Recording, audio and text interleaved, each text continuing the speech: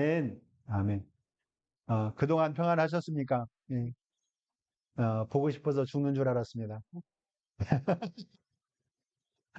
예. 예. 어, 서로 인사하겠습니다. 하나님께서는 당신을 사랑하십니다.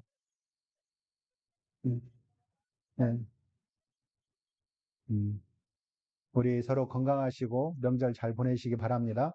음, 이번 주 음력 15일, 8월 15일, 음력 8월 15일에는 추석, 그리고 또 뭐라고 하죠? 한가위. 예. 대한민국에서 가장 큰 명절이 들어 있습니다. 예, 이 추석과 설날은 앞뒤로 하루씩 해가지고 3일씩 쉬잖아요. 그런데 그날이 토요일이나 주일에 끼어 있으면 하루 더 연장해가지고, 예, 그렇게 쉬고, 또 이번 추석같이, 추석 끝나고 나서, 추석이 주일에 끼어 있으면 또 늘리고, 그 다음에 늘렸는데 사이에 또 날짜가 있고, 그 다음에 쉬는 날이면 징검다리 휴일 해가지고 또 쉬고, 그렇게 해서 뭐 일주일 넘는 그러한 휴가를 누리는 때도 있습니다. 바로 이번 추석이 그렇습니다. 예, 좋으시죠? 음, 예. 나는 직장 안 다니는데 하면서 그러면 그렇게 하는 사람도 있는데 그러면 안 돼요. 그냥 같이 좋아하세요. 예, 그렇게 쉬는데 이 추석은 이름은 다르지만 다른 나라도 이 추석 때 쉬는 나라들이 있어요. 중국, 대만, 홍콩, 마카오, 베트남, 뭐 싱가포르, 말레이시아 이런 나라들도 예, 이 시기에 쉰다고 합니다. 우리가 다녀온 캄보디아도 우리 추석 다음 날부터 명절 기간이다라고 합니다. 그래서 그 교회에서 여러 가지 배우고 학교에서 배우고 그런 것들을 집에 가가지고 그것을 발표한다고 그래요. 근데 추석이 왜 생겼을까요?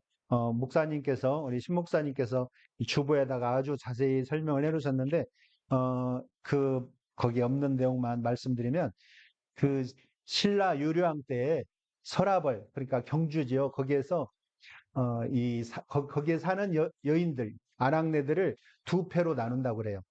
그래서 그걸 뭘 하냐면은 길쌈, 배짜기. 배짜기를 시켜요.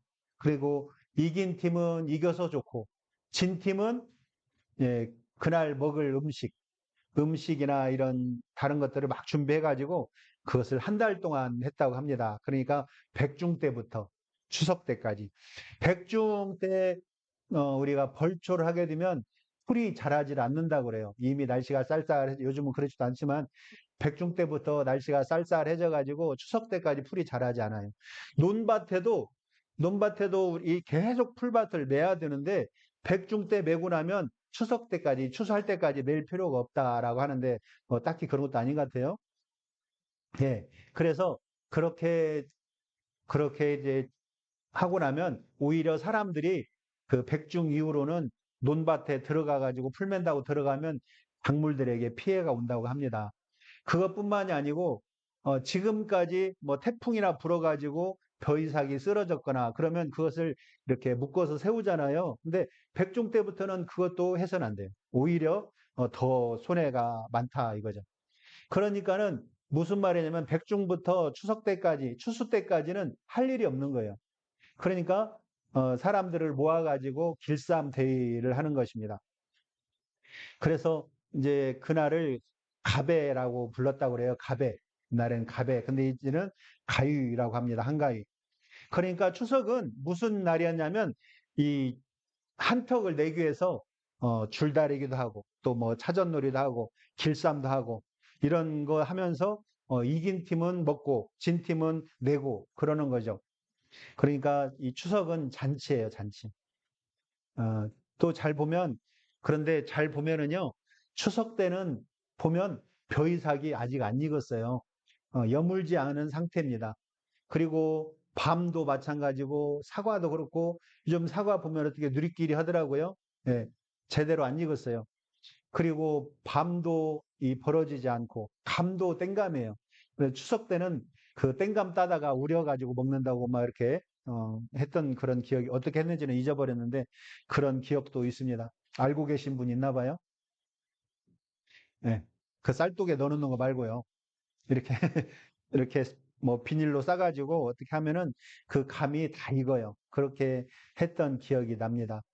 그러니까 추석 때는 과일이나 곡식이나 아직 익지 않은 것을 가져다가 이렇게 제사를 지내죠. 그러니까는 지금까지는 쓰러지면은 그것이 회복이 됩니다. 또 과일들이 떨어지면 다른 과일들이 더 크게 열려요. 그런데 이 백중이나 추석을 지나서 그때 과일이 떨어지면 회복이 안 되는 거죠. 그러니까 무슨 제사를 지내냐면 하늘의 신에게 지금부터 우리 추수 때까지 잘 지켜주십시오. 이렇게 하면서 제사를 지내는 것이죠. 그것이 바로 추석 차례의 의미입니다.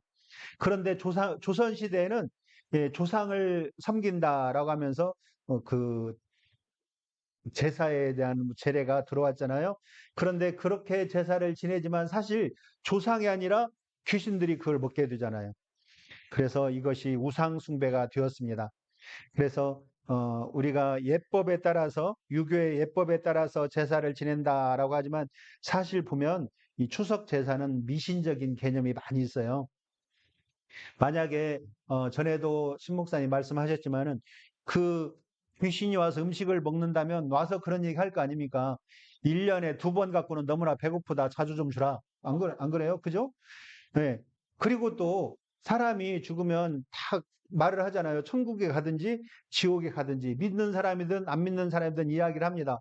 그런데 그렇게 가 있는 사람들이 이 제삿날이나 또 추석이나 이 설날 명절에 두면은 그거 먹겠다고 휴가 받아서 오는 것도 말이 안 된다는 얘기죠. 그죠? 예, 그래서 이 어떤 분은 그 영적인 눈이 밝으신 분이었는데, 제사 지내는 모습을 자세히 보니까, 조상신들은 없고, 거기에 막 귀신들이 우글우글 하더라. 뭐 그런 이야기도, 한 것 같습니다. 그래서 추석 제사나 이런 제사들은 우리나라에서 이 그리스도인들이 예수 믿기 정말 힘들게 하는 그 중에 하나가 됐어요. 그래서 저희가 다녀온 캄보디아에도 그런 풍습이 있습니다. 거기는 대문 앞에 이 집이 하나 있어요. 크지도 않아요. 이만한 집인데 그 집안에 인형을 만들어 가지고 할아버지 할머니 인형을 놓고 거기다가 아침마다 물 떠다 놓고 촛불 켜놓고 과일 바나나도 갖다 놓고 이렇게 하는 거예요. 근데 거기는 매일 하는데 안 하는 사람은 안 합니다. 그냥 갖다만 놓고 먼지가 엄청 끼어 있든 뭐 예, 그렇게 놔두는데 하는 사람들도 있다는 것이죠. 그렇게, 그렇게 조상신들에게 작은 사당을 지어놓고 모시죠. 그런데 성경에 보면은 그런 말씀이 있어요. 그렇게 하는 사람들에게 하신 말씀이 있는데, 한번 보겠습니다. 성경에서 하신 말씀. 한번 같이 읽을게요. 열방 중에서 피난한 자들아, 너희는 모여오라. 함께 가까이 나아오라. 나무 우상을 가지고 다니며 구원하지 못하는 신에게 기도하는 자들은 무지한 자들이니라. 너희는 알리며 진술하고 또 함께 의논하여 보라. 이 일을 옛부터 듣게 한 자가 누구냐? 이전부터 그것을 알게 한 자가 누구냐? 나 여호와가 아니냐? 나 외에 다른 신이 없나니 나는 공의를 행하며 구원을 베푸는 하나님이니라. 나 외에 다른 이가 없느니라. 아멘. 예, 아멘. 사실 우리나라를 비롯해서 동양권에 사는 사람들은 이 코 큰 사람들 말고 약간 피부가 노로스름하고 코 작은 사람들 있잖아요. 그런 사람들은 조상들이 복을 준다 이런 샤머니즘에 빠져 있는 사람들이 많이 있습니다. 그런데 생각해 보세요. 어제까지만 해도 아파가지고 골골하고 누워 계시는 분이 갑자기 숨이 떨어지니까 자손들에게 막 복도 주고, 네, 자손들 밭에 비도 내리고 이런 그런 신이 된다는 게 사실 말이 되겠습니까? 그거 안 된다는 것이죠. 그래서 하나님께서 복을 주시는데 이 조상들이 복을 주는 것이 아니라 하나님께서 복을 주신다는 것이죠. 시편 42편 5절에 보면 내 영혼아 네가 어찌하여 낙심하며 어찌하여 내 속에서 불안해하는가. 너는 하나님께 소망을 둬라. 그가 나타나 도우심으로 말미암아 내가 여전히 찬송하리로다. 아멘. 네. 그래요. 사실 우리나라에 복음이 처음 들어왔을 때 제일 큰 문제가 바로 그 제사 문제였어요. 제사. 예수 예수님을 믿고 개종한 자들에게는 제사가 가장 큰 문제였다는 것이죠. 1세대, 지금도 1세대 예수 믿는 사람들에게 이 제사 문제가 가장 큰 문제예요. 그래서 예수 믿고 신앙생활을 하는 사람들에게 우상 숭배를 금합니다. 그러면 제일 먼저 머릿속으로 들어오는 생각이 이 제사잖아요, 제사. 그러면 이 조상신이라고 쓰고 읽을 때는 귀신이라고 쓰는 이 제사. 예, 그걸로 인해서 1세대 그리스도인들이 많은 핍박을 받았어요. 받았었죠. 근데 지금은 어떻습니까? 지금도 제사 문제는 예수 믿는 사람과 안 믿는 사람을 구별하는 가장 중요한 잣대예요. 이 제사 문제는 변함없이 지금도 우리 그리스도인들을 압박하고 있는 문제 중에 하나입니다. 또한 오늘날에는 또 다른 일들이 생겨났어요. 그래서 복음을 전하기가 쉽지 않은 그러한 시대가 되었습니다. 코로나로 인해서 복음 전하는 열정도 식어가고 있습니다. 예. 어떤 사람이 뭐 전에는 열정 있고 뜨거웠니? 라고 물어본다면 할 말이 없는데, 예. 그렇지만 이전보다 전도에 관한 열정이 식어진 것은 사실이라는 것이죠. 그죠? 예. 안 그런가 보네요. 예. 안 그러신가 봐요. 믿지 않는 사람들도 복음에 대해서 귀를 닫고 살아요. 닫고 살고 그냥 예수 믿으세요. 그러면은 전혀 종교도 없는 사람이 예수 믿으세요. 그러면 나는 절에 갈라요. 이런 사람들이 있다는 것이죠. 예. 또는 뭐 나는 성당 다녀요. 이렇게 하면서 막 거절하는 사람들이 아주 많이 있습니다. 또 이 믿는 사람들도 믿는다고 하지만 제사는 뭐 빼놓을 수 없지. 우리 전통이지. 그런 사람도 있고 또 과도한 음주. 예, 과다한 음주. 다음 날까지 정신도 하나 없을도록 그렇게 막 먹고 또 도박, 또 음란한 이성교제. 이런 예전에 좋지 못한 악습을 따라오고 있는 그리스도인들이 교회 다니는 사람들이 그리스도인들이 알 수 없어요. 그러니까 교회는 나오지만 그렇게 하는 사람들이 있다는 것이죠. 또 예수 믿지 않는 이유가 뭡니까? 물어보면은 그 주말에 데이트하고 데이트도 필요하긴 하지만 그거를 데이트하고 또 놀러 가기 위해서 또는 잠자려고 한다고 합니다. 이렇게 참으로 가슴 아픈 현실입니다. 그렇지만 이 전도는 우리가 반드시 해야 되는 거예요. 왜냐하면 하나님이 원하시는 것입니다. 또 하나님이 기쁘게 여기는 것, 하나님을 기쁘게 해드리는 것이고, 그러니까 우리들이 반드시 감당해야 될 사명이라는 것이죠. 바울과 신라는 빌립보에서 엄청난 고생을 했습니다. 그러면서 이제 빌립보를 떠나서 데살로니가로 가서 사역을 이어갔습니다. 데살로니가는 큰 도시였어요. 예, 마게도냐, 지금 그리스 이쪽에 가면 마게도냐라고 하는 큰 지역이 있습니다. 거기에 행정 수도가 바로 이 데살로니가고요. 거기에는 로마의 총독 관저가 있었고, 또 사람이 많이 사니까 유대인의 회당도 있었습니다. 이 지금으로 하는 교회가 있었다는 것이죠. 예, 회당이 없던 빌립보에서는 막 이 강가 또 옥중에서 복음을 전했잖아요. 그런데 여기에서는 안식일에 3주 동안이나 회당에서 복음을 전하게 됐어요. 그러니까 아주 좋은 환경을 만난 셈입니다. 네, 암비불리와 아볼로니가로 다져가 데살로니가에 이르니 거기에 유대인의 회당이 있더라. 바울이 자기의 관례대로 그들에게로 들어가서 새 안식일, 그러니까 3주 동안의 성경을 가지고 강론했다. 뜻을 풀어 그리스도가 해를 받고 죽은 자 가운데서 다시 살아나야 할 것을 증언하고 그러되 내가 너에게 전하는 이 예수가 바로 곧 그리스도라. 여기가 중요한 건데요. 왜 그리스도라고 했을까요? 그것은 그리스도라는 단어를 아는 사람들에게 전했다는 것이죠. 그리스도는 이 헬라계 유대인들이 아는 말입니다.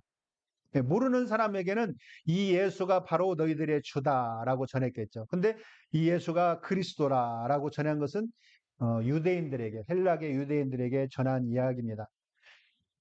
그런데 그 유대인들은 자기들에게 전하는 그 복음을 듣고도 변화가 되지 않았어요.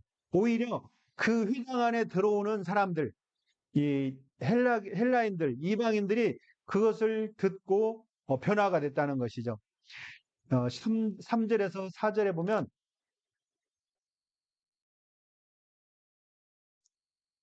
네, 경건한 헬라인의 큰 무리와 적지 않은 규부인도 권함을 받고 바울과 신라를 따랐다. 이렇게 되어 있습니다. 유대인들은 오히려 바울을 방해했어요. 복음 전하는 거 방해하고 심지어 불량배들을 동원해서 거짓말로 협박까지 하고 또 어처구니 없게도 바울 일행이 이 가이사 왕의 병을 거역했다라고 주장을 합니다. 이 캄보디아 다녀왔잖아요. 캄보디아는 왕이 있어요. 그래서 왕의 병을 거역했다라고 하면 바로 쫓아내는 그러한 나라입니다. 그런데 거기에서 이 유대인들도 그렇게 하고 있었어요. 유대인들은 여호와 하나님만이 온 땅의 왕이다라고 주장해야 되는데 오히려 유대인들이 가이사의 병을 거역했으니까 저 사람을 쫓아내야 된다 이렇게 말하고 있습니다. 우리들이 처음 간 곳은 캄보디아의 푸놈펜이에요. 한국에서 많은 선교사들이 복음을 전하기 위해서 이 푸놈펜에 많이 계세요. 사실 푸놈펜 외에는 전할 곳이 참 드물기도 합니다. 우리는 우리 신목사님 소개로 그곳에 가게 됐어요. 또 소개와 함께 심부름을 하러 가죠. 예. 무거운 보따리를 들고 갔습니다. 근데 그곳에 있는 그 한 공동체 크리스찬 학교 거기를 찾아가게 됐는데요. 거기 있는 선교사님은 경쟁자들이 모이다 보면 서로 경쟁하고 비난할지 모르는 서로 비난할 수가 있잖아요. 저 사람은 뭐 이렇게 비난할 줄 모르니까 그런 환경을 안 만들려고 아예 그냥 선교사들 모임 또 대외 활동 이런 것을 모두 생략하고 아무 데도 안 가요. 그냥 하나님께서 맡기신 양들과 이웃들을 위해서 그들을 위해서만 살고 있었죠. 예, 캄보디아는 아이들이 학교 가는 시간이 몇 시일까요? 7시. 비슷했습니다. 비슷했어요. 6시, 6시. 네, 6시에 가요. 우리는 겨울에는 날이 짧아지고 해가 그러니까 늦게 뜨고 여름에 일찍 뜨고 그러잖아요. 근데 이 지역은 거의 비슷해요. 6시에 뜨고 6시쯤 지고 그렇습니다. 예, 조금 차이는 있지만 그 정도예요. 그러니까 새벽 6시에 가고 낮에 좀 잠자고 뭐 그런 아이들이 있죠. 그런데 그 아이들이 오전 반이 학교에 가게 되면 오후 반을 데리고 성경 공부하고 성경 공부 끝나고 나면 학교 공부하고 그렇게 해요. 그리고 오후 반 애들이 돌아오면 오전 반 애들이 오전 반이 돌아오면 오후 반이 학교를 가고 또 돌아온 애들 데리고 성경 공부하고 예, 그렇게 하죠. 예, 학교 공부도 하고 그것을 이 선교사님이 한 것이 아니고 예전에 선교사님이 키워놨던 그러한 그 대학생들이 하고 있습니다. 또 저녁 때는 아이들이 체력적으로 건강할 수 있도록 운동을 많이 시켜요. 그래가지고 아이들이 더운 나라에서 체력을 보존할 수 있도록 그렇게 합니다. 그래서 저녁 때 가서 보면 아이들이 전부 다 서가지고 뭐 원투 막 열심히 하고 있어요. 땀을 펄펄 흘리면서. 예. 그리고 아이들은 이제 이방의 땅 캄보디아에서 아무도 예배하지 않는 땅에서 십자가의 군사로 성장하고 있었습니다. 거기에서 졸업한 아이들이 무슨 중수부라든가 또 세관이라든가 이런 곳에 다 취업하고 또 이제 나라를 움직여가는 그러한 사람들이 되어가고 있는 것이죠. 우리는 거기에서 그 청년들이 또 아이들이 또 찾아오는 몇 가정 부모님들이 있어요. 그들과 함께 예배를 드렸습니다. 찬송은 같은 찬송을 한 3번 정도 합니다. 그러니까 한국말로 하고 캄보디아어로 하고 영어로 하고 중국어로 하고 4번, 4번 그렇게 찬양을 드려요. 우리가 그렇게 할까요? 그렇게 찬양을 합니다. 근데 이제 부모님들은 어쩌는지 모르겠지만 거기서 아이들이 다 찬양을 하고 그렇게 하고 있습니다. 예, 제가 영상이 하나 있는데요. 이 영상을 보고 나면은 음,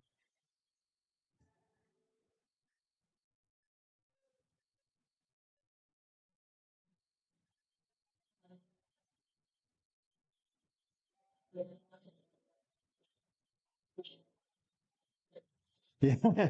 네, 더 봤으면 좋겠는데 거기까지예요. 예. 어. 네, 한국말로 한다니까요. 어.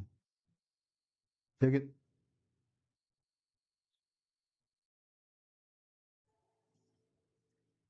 한번 더 볼까요?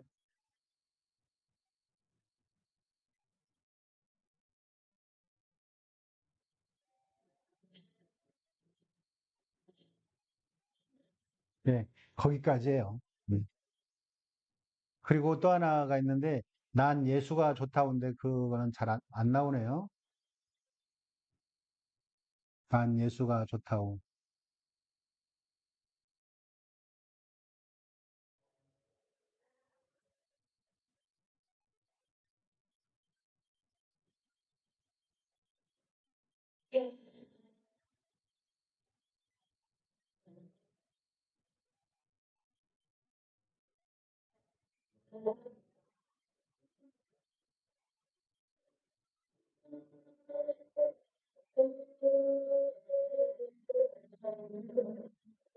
예, 화면이 안 나오네요. 이 화면을, 어, 제가 그 톡에다 올려놓도록 하겠습니다.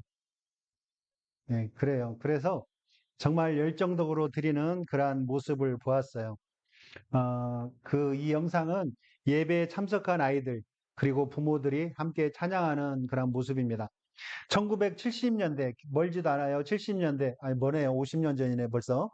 근데 그때는 이 프놈펜의 인구가 200만이 되었습니다. 200만. 그런데 이제 75년 4월 17일에 크메르 루즈 공산당이 그곳에 있는 모든 사람들을 다 쫓아냈어요.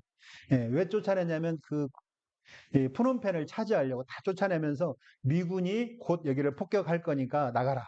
근데 반항하면 다 그 자리에 죽였어요. 지금도 거기에 가면 그곳에 해골을 쌓아놓은 그 탑이 있습니다. 탑. 예, 탑이 얼마나 해골이 많은지 그걸로 담을 막 쌓아놓은 데도 있어요. 그런데 나중에 한 4년 후에 그 프놈펜을 회복했거든요. 그때의 인구는 약 5천 명 정도밖에 안 됐다고 합니다. 200만이 5천 명이 된 거죠. 어디 도망가기도 하고 죽은 사람들도 있고. 근데 우리가 갔을 때 이 선교사님은 어떻게 되나 하고 나가봤대요. 지금 박해가 집에만 있다가 어떻게 됐나 하고 나가봤더니 사람이 하나도 없고 막 저쪽에서 총을 쏘아대고 그런 거죠. 그래서 무서워가지고 집에 와서 가방을 이제 쌉니다. 짐을 싸다 이제 하나님께 기도를 드렸죠. 하나님 이제 이곳을 두고 가려고 합니다. 기도를 했어요. 근데 얼마나 이제 마음이 안 좋았는지 슬프게 하다가 이제 잠이 들었나 봐요. 근데 어디선가 비몽사몽간에 찬송 소리가 들리는 겁니다. 예, 찬송 소리가 들려요. 그래서 귀를 세우고 들어보니까 아래층에서 나는 소리예요. 예, 아래층에서. 그래서 가봤어요. 아무도 없었는데 누가 찬송을 부르는 거지? 가봤더니 총소리를 듣고 도망쳤던 애들이 돌아와서 손을 맞잡고 찬송을 부르고 있는 그런 모습이죠. 선교사님은 그것을 보고 그들과 함께 찬송을 불렀고 그 자리에서 끝까지 버티자. 이렇게 했다는 것이죠. 그래서 그 찬양이 아까 그 찬양들이 지금도 이어지고 있습니다. 실로암, 나는 예수가 좋다고. 이러한 귀한 찬양을 통해서, 또 말씀을 통해서 주님의 보혈이 지금도 푸놈펜에 흐르고 있습니다. 음, 예, 바울 일행이 갔듯이 우리도 푸놈펜에서 며칠을 보내고 몬둘길이라는 산골 속을 갔어요. 예, 여기는 차로 7시간 갑니다. 차로 7시간. 네, 네, 몸살나게 흔들더라고요. 네, 예, 차가 얼마나 흔드는지 몸살나게 흔들어대면서 거기를 갔어요. 근데 그 동네는 강원도 그 산골이라는 동네 그랬죠. 근데 이 바울 일행도 그런 마음이 들었을 거예요. 데살로니가는 번화한 도시거든요. 근데 그들이 베레아에 갔을 때 아마 그런 느낌이 들었을 것입니다. 그 전에는 그 회당에 들어가서 유대인들에게 복음을 전했잖아요. 자유롭게 말도 하고 그럴 수 있었을 텐데 이제 회당도 없는 베레아에 도착을 하니 뜻도 잘 통하지 않는 이곳, 예, 그곳에 복음을 전할 수밖에 없는 그곳. 그런데 의외로 그 지역은 베레아 사람들은 신사적이고 간절한 마음으로 말씀을 묵상했다라고 이야기하고 있습니다. 베레아 사람들은 바울이 전하는 복음을 편견 없이 간절한 마음으로 들었다는 것이죠. 그들은 바울의 말을 진지하게 듣고 정말 성경이 그러한가라고 하면서 그 말씀을 듣고 있었습니다. 근데 이렇게 말씀을 열고 성경을 살펴보면 결국 예수님이 그리스도이심을 깨닫게 됩니다. 그런 이야기 많이 있잖아요. 성경을 보면서 내가 이 성경 안에 뭔가 틀린 점을 찾아내겠다. 뭔가 허구가 있는 것을 내가 밝혀야겠다. 성경을 열심히 읽었어요. 그랬더니 그 사람이 그리스도인이 되는 그러한 일이 있더라는 것이죠. 그렇듯이 이 성경을 간절함으로 읽게 되면 선입견 없이 경청하다 보면 그리스도인들이 되는 것입니다. 우리가 몬돌길에 갔을 때도 그랬어요. 그 동네는 우상이 처음 갔을 때부터 위압감이 넘치는 그러한 우상들이 많은 곳이었어요. 예, 입구부터 소우상이죠. 뿔도 이렇게 나지도 않고 앞으로 쫙 나온 이런 소가 동네 그 교차로에 버티고 있습니다. 또 몽둥이를 든 흑인같이 생긴 뭐 할아버지 동상도 있고 뭐 코끼리도 있고 뭐 그런 동네예요. 또 거기서 어, 이 큰 절들도 있고요. 근데 우리나라 절하고는 좀 다르지만 절이라고 합니다. 그런 사원들 또 집집마다 있는 그 조상신을 섬기는 그것도 다른 푸놈펜은 조그만데요. 거기는 커요. 커가지고 거기에다가 이렇게 많은 예물도 내고 막 그런 곳이 있더라는 것이죠. 또 우리가 처음에 도착해서 그 동네 구경을 나갔어요. 나갔더니 어떤 아줌마가 아이에게 돈을 주는 거예요. 용돈을 주나 보다 했더니 아이가 그 돈을 가지고 쪼르르 달려가서 빨간 장삼 가사를 입은 그 머리 빡빡 깎은 사람들한테 갔어요. 가가지고 돈을 뛰어가니까 그 흉내를 내보면 그 머리 깎은 사람이 이 반항이라고 하나요? 반항을 그냥 이렇게 열지도 않아요. 그냥 이렇게 버티고 딱 내밀어요. 그러면 애기가 와가지고 거기다가 딱 돈을 넣잖아요. 그러면 또 그 자리에 서가지고 어쩌저저저저저저저저저 하자는 얘기예요. 그러면 그 아이는 무릎 꿇고 앉아서 이렇게 듣고 있어요. 그러면 그것을 보면서 우리는 어릴 때부터 저렇게 교육을 시키니 어떡하면 좋아 이렇게 하고 있는데 엄마 아빠들은 그것을 보고 뿌듯해합니다. 우리 애가 저렇게 똑똑해요. 그런 표정으로 저희들을 보더라는 것이죠. 외국인이니까 우리 애들은 저렇게 똑똑합니다. 네, 그렇게 하고 있는 것들. 그리고 도저히 여기에는 복음이 전해질 것 같지 않은 그러한 우상으로 쩌든 그런 동네인데 그곳에도 한국인 선교사를 세운 교회가 우리가 확인한 곳만 해도 두 곳이 있었어요. 현지인들이 세운 교회도 있었습니다. 우리가 현지인이 세운 교회에 찾아갔어요. 그때는 토요일인데 문짝도 고치고 청소도 하고 막 있었어요. 우리가 잘 못하는 말로 이제 이 캄보디아 말 책을 막 보고 또 영어로도 그 사람도 안 되고 우리도 잘 안 되고 그러니까 이 말을 섞어가지고 막 물어봤어요. 그랬더니 예배는 8시 30분. 그러면서 그때 오라고 합니다. 주일날 8시 30분. 어, 그래서 예배를 준비하고 있다. 그런 얘기를 합니다. 그래서 우리 시골교회 생각이 났어요. 토요일이나 금요일에 함께 모여서 교회를 청소하고 또 기도하고 찬송하고 예배 준비하고 성가대도 같이 연습하고 막 그랬던 그 교회들. 그 생각이 났어요. 지금은 그런 봉사의 기쁨이 사라져 버린 것 같아요. 예. 교회 청소는 사찰 집사님들이 하는 거야. 이렇게 하고 사찰 집사님이 없으면 목사가 하는 거야. 예. 그렇게 하는 그러한 또는 여럿이 함께 모여서 청소하겠지 이렇게 하는 이 우리나라가 됐어요. 근데 여기에서는 그렇게 열심히 준비를 하더라고요. 주일에는 또 우리 한국인 선교사가 세운 교회에서는 학생들이 거기에서 학교에 다니는데 그들이 예배위원이에요. 예배위원이고 또 교회 정리도 하고 마을 사람들 오면은 함께 예배 드리고 또 거기 못 오면은 선교사님이 동네로 가가지고 동네에서 큰 방에서 함께 예배 드리고 그렇게 온다고 합니다. 근데 우리는 그거 듣기만 하고 선교사님이 워낙 바쁘잖아요. 그렇게 하니까 그래서 그냥 돌아왔는데 캄보디아 사람들은 고난을 겪은 사람들입니다. 뼛속까지 그 고난에 대한 그런 마음이 스며져 있어요. 그리고 문화 속에도 우상이 들어 있습니다. 그들이 믿는 종교는 불교라고 말은 하지만 그 뱀 뱀으로 변한 조상을 섬기는 종교예요. 사원마다 성경에 나오는 요한계시록에 나오는 그런 뱀들 있잖아요. 7머리 달린 뱀. 그런 뱀들이 가득히 새겨져 있습니다. 만들어 놓기도 하고 그림으로 그려 놓기도 하고 있는데 그런데 그런 동네도 하나님의 말씀을 전하면 그들이 진지하게 듣고 주님 앞으로 돌아오는 놀라운 역사가 있다라는 것입니다. 마태복음 24장에 보면은 24장 14절, 이 천국 복음이 모든 민족에게 증거되기 위하여 온 세상에 전파되리니 그제야 끝이 오리라.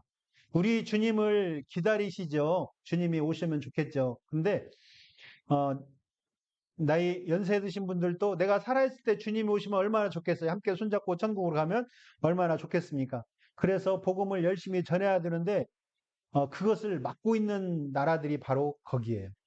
네, 힌두교, 불교, 이슬람. 이 사람들이 복음이 전해지는 것을 막고 있습니다. 그래서 우리는 그 지역에 복음을 들고 가야 되는 것이죠. 이 바울 사도가 복음을 빌립보에 전하기 시작한 후에 그 계속 복음은 서쪽을 향해서 갑니다. 서쪽. 그래서 빌립보에서 복음을 전하고 그 복음이 그리스로, 거기서 또 이탈리아로, 스페인으로, 또 그 동유럽으로, 서유럽으로 해서 거기에 복음이 가득 차니까 바다를 건너서 미국으로, 네, 미국으로 거기서 또 바다를 건너서 태평양을 건너서 우리나라로 왔잖아요. 우리나라가 중국의 복음을 얼마나 많이 전했습니까? 근데 중국에서 가기는 길이 가로막고 있는 것이 바로 이 사람들, 이 나라들입니다. 네. 우리는 그곳에서 복음을 전해야 되는 것이죠. 이것은 예수님의 지상 명령이고 예수님이 원하시는 소원입니다. 지금도 주님은 성령을 통해서 일꾼을 찾으십니다. 우리들은 믿은 지 오래됐지만 왠지 다 그런 건 아니고요. 제사를 안 지내면 마음이 꺼림칙한 사람들도 있고 또 세상적인 이야기를 많이 하는 사람도 있습니다. 아, 운이 없었어. 뭐 관상을 보니 이런 말들도 나도 모르게 하죠. 예, 위로부터 내려오는 사람 말입니다. 예, 믿음이 없는 말이 툭툭 튀어나와요. 그럴지라도 우리가 말씀을 선입견 없이 경청하고 성경을 묵상하면 그 주님께서 우리에게 깨달음을 주시는 것입니다. 우리는 선교지를 위해서 기도하는 사람들이 되어야 돼요.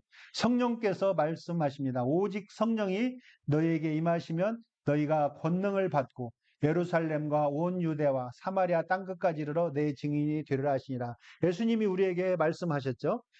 그래서 우리 이 성령님을 우리가 모시고 마음을 열면은 주님께서 오시고 주님의 사랑을 전할 수 있는 열정을 주게 됩니다. 모든 사람이 구원받기를 주님께 돌아오기를 바라는 하나님의 사랑이 내 안에 들어온다는 것이죠. 우리는 이 교회와 선교사들을 통해서 먼저 복음을 듣고 하나님께 전하는 자들이 되었습니다. 내가 직접 가서 복음을 전하지 못한다면 보내는 사람이 돼야 돼. 보내는 사람. 이 예배소 예배소가 안디옥 교회처럼 그들은 사람을 뽑아서 복음을 전하도록 선교를 보냈어요. 예. 그리고 그 땅에 복음의 되기를 기도해야 됩니다. 또 후원해 주고요. 우리의 땅끝 아직 복음을 듣지 못한 사람들이 있습니다. 우리의 땅끝은 어디입니까? 우리의 땅끝은 이쪽에서 제일 먼 곳일 수도 있고요. 바로 내 등 뒤일 수 있습니다. 부부는 무촌이잖아요. 무촌. 제일 가까운 사이는 마주보고 있을 때 제일 가깝고요. 등 돌리고 있으면 가장 먼 사이가 이 부부 사이입니다. 그렇듯이 우리가 우리 직장이나 우리 가족 중에서도 가장 먼 땅끝일 수가 있다는 것이죠. 여러분, 우리 프놈펜 선교사님이 그런 얘기를 하더라고요. 우리는 굽실굽실 해야 됩니다. 굽신굽신. 그 이모티콘에 보면 그거 있잖아요. 굽신굽신. 네. 무슨 말이냐면요. 이번 명절이나 명절 때 이제 가족들 오잖아요. 그러면 그런 이야기 합니다. 얼마나 버니 너 얼마나 벌어? 이번에 결혼해야지. 막 이런 얘기 하잖아요. 그런 얘기 하지 말고 자녀들이나 또 가족들에게 굽신굽신. 왜 굽신굽신합니까? 그러면 그들의 마음이 열리는 거예요. 열리면 믿지 않는 자녀들에게 주님의 복음을 전하는 것입니다. 친밀하게. 그러면 하나님께서 우리를 도와주시는 것이죠. 한 주간도 주님의 은혜와 평강이 복음을 전할 때, 예, 복음을 전할 때 우리의 힘을 주실 것입니다. 또 선교주를 위해서 기도할 때 주님께서 우리에게 큰 은혜를 베풀어 주실 것입니다. 우리 모든 분들 그리고 가족들 위해 주님의 은혜가 함께 하시기를 주님의 이름으로 축원합니다. 기도하겠습니다. 아버지 하나님, 감사합니다. 우리 가정과 또 우리 직장과 내가 있는 그곳이 선교지이고 또 땅끝임을 알게 되었습니다. 아버지 하나님, 그들에게 정말 겸손한 모습으로 그들에게 복음을 전하는 우리들이 되게 하여 주시옵소서.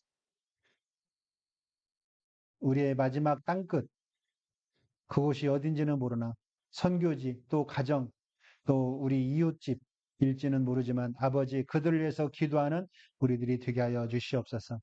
예수님의 이름으로 기도합니다. 아멘. 아멘. 300